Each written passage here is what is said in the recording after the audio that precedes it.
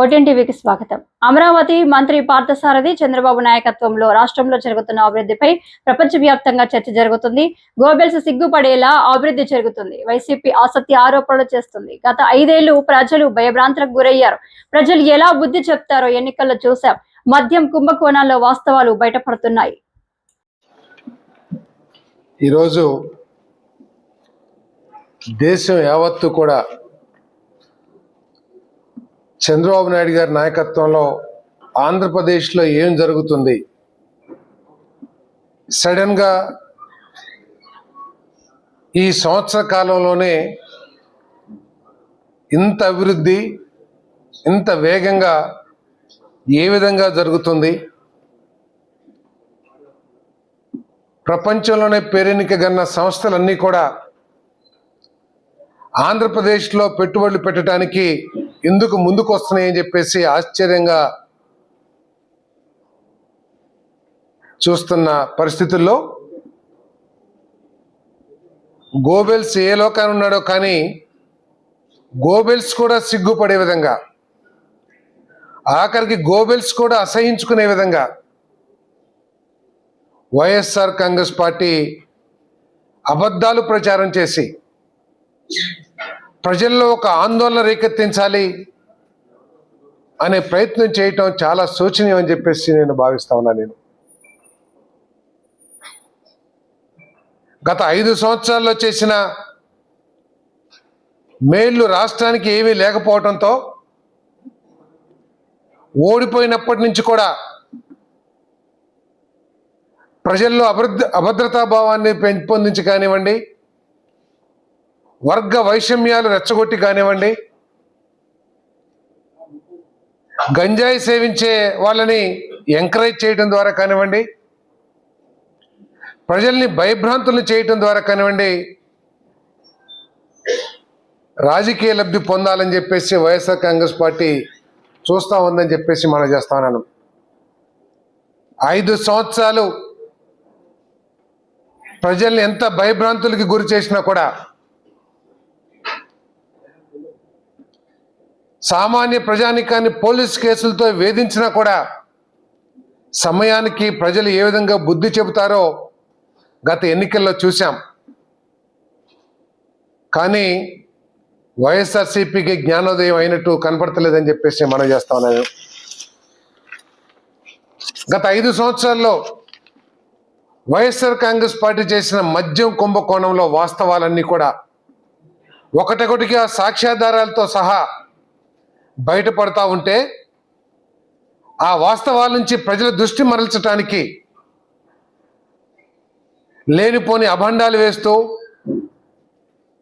కల్తీ మద్యం అనే ఒక ఫేక్ ప్రచారాన్ని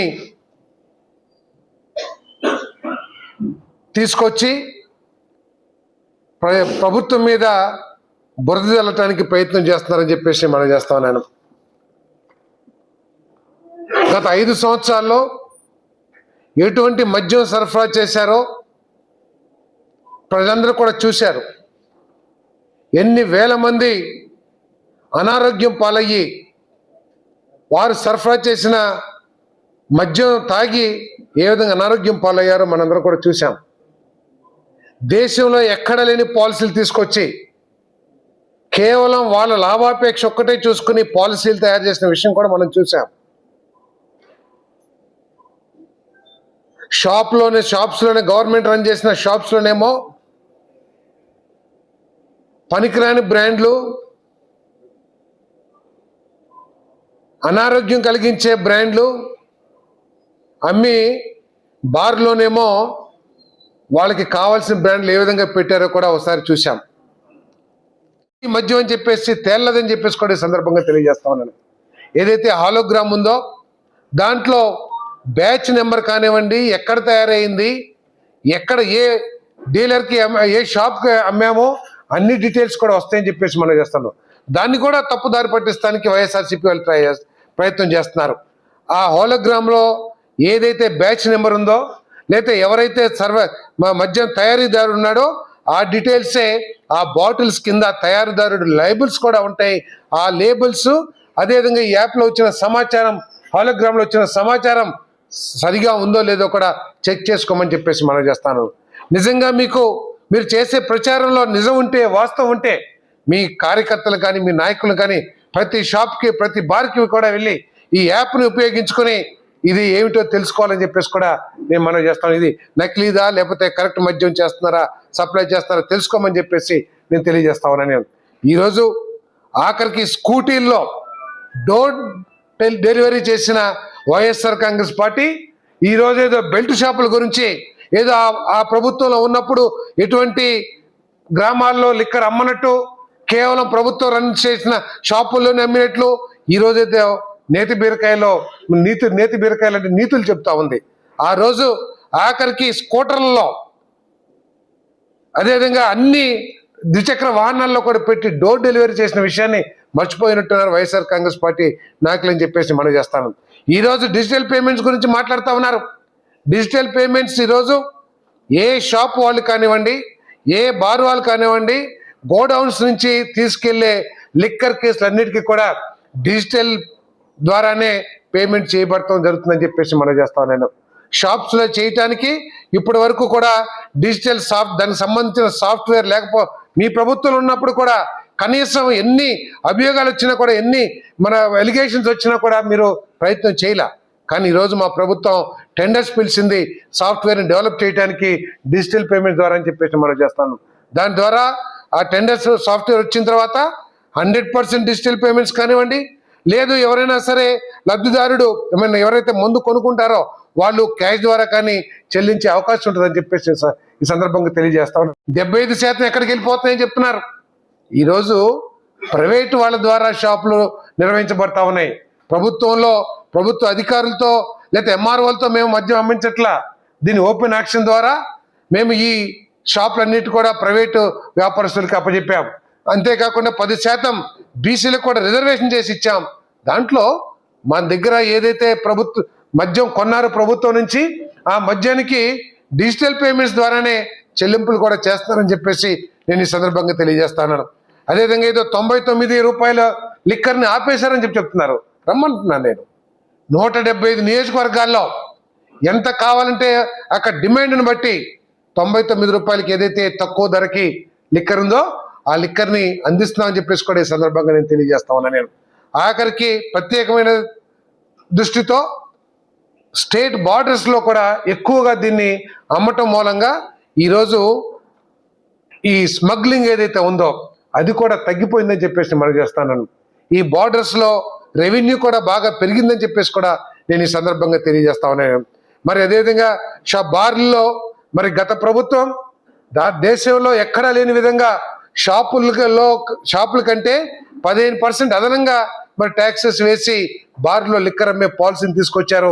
ఈరోజు బార్ల యజమానులందరూ కూడా దీని మీద ఆందోళన వ్యక్తం చేస్తున్న సందర్భంలో తప్పకుండా ప్రభుత్వం ఒక సబ్ కమిటీని ఏర్పాటు చేసి, మంత్రులతో ఒక సబ్ కమిటీని ఏర్పాటు చేసి ప్రతిరోజు లేదా ప్రతి వారం ప్రతి నెల ఈ మధ్యలో జరుగుతున్న అవకతవకలు కానివ్వండి, లేదా ఏదైనా తప్పులు జరిగినా, లేదు ప్రజల నుంచి ఏదైనా డిమాండ్ వచ్చినా, లేదు మన వ్యాపారస్తుల నుంచి కానీ షాపు దారులు కానివ్వండి వాళ్ళ దగ్గర నుంచి ఏదైనా డిమాండ్ వచ్చినా వాటన్నిటి మీద కూడా సమగ్రంగా చర్చించి మెరుగైన మన మద్య విధానాన్ని తీసుకురావడానికి ఆహర్నిశలు కూడా ఈ గ్రూప్ ఆఫ్ మినిస్టర్స్ పనిచేస్తున్నారని చెప్పేసి నేను మనం చేస్తాను. కేవలం అబద్ధాలు ప్రచారం చేస్తానికే ఈ వైఎస్ఆర్ కాంగ్రెస్ పార్టీ పనిచేస్తుందని చెప్పేసి మనం చేస్తాను.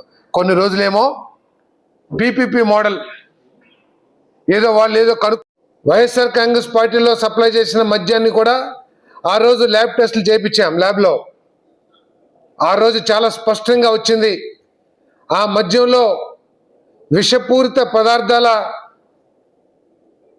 కనపడుతున్నాయని చెప్పేసి చాలా స్పష్టంగా చెప్పారు. హానికరమైన వస్తువు దాంట్లో ఉన్న ఈ ఇంగ్రీడియంట్స్ ఉన్నాయని చెప్పేసి ఆ రోజు ల్యాబ్ రిపోర్ట్స్లో స్పష్టంగా వచ్చింది. ఈరోజు ఏదైతే మద్యాన్ని టెస్టింగ్ చేయించామో ల్యాబ్లో దాంట్లో హానికరమైన ఇంగ్రీడియంట్స్ లేవని చెప్పేసి రిపోర్ట్స్ వచ్చినాయి. అది ఆ ప్రభుత్వంలో ఈ ప్రభుత్వంలో ఉన్న తేడా అని చెప్పేసి కూడా మనం చేస్తామన్నాను. కల్తీ మద్యం పట్ల ఈ ప్రభుత్వం ఉక్కు పాదాలతో తొక్కేస్తుందని చెప్పేసి కూడా ఈరోజు స్పష్టంగా చెప్తా ఉన్నాం. ఈ కల్తీ మద్యం కూడా డిపార్ట్మెంట్ మొలకల చెరువులో 2 వైన్ షాప్స్లో రోజుకి 200-220 క్రేట్స్ లేకపోతే ఏదో అంటారు, అవి తీసుకునే పరిస్థితి నుంచి 17 క్రేట్స్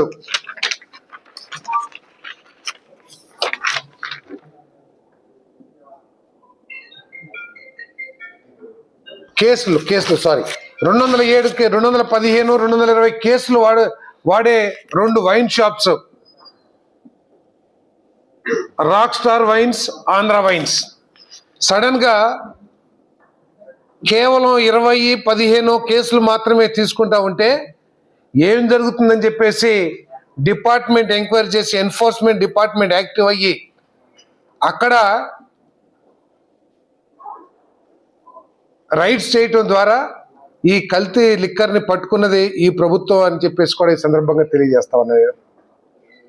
ఈ కల్తీ మద్యంలో ముఖ్య పాత్రధారి జనార్దన్ రావు ఏదైతే చెప్పాడో, మేము 2 సంవత్సరాల నుంచి చేస్తున్నాము, గత ప్రభుత్వంలో కూడా కొంతమంది వైసీపీ నాయకుల ప్రోద్బలంతో ఏప్రిల్లో మేము ప్రారంభించామని చెప్పి ఏదైతే చెప్పాడో దానికి కోరిలేట్గా ఏప్రిల్లోనే ఆ మొలకల చెరువులో ఒక ల్యాండ్ను లీజ్ అగ్రిమెంట్ ద్వారా తీసుకుని జూన్ జూలైలో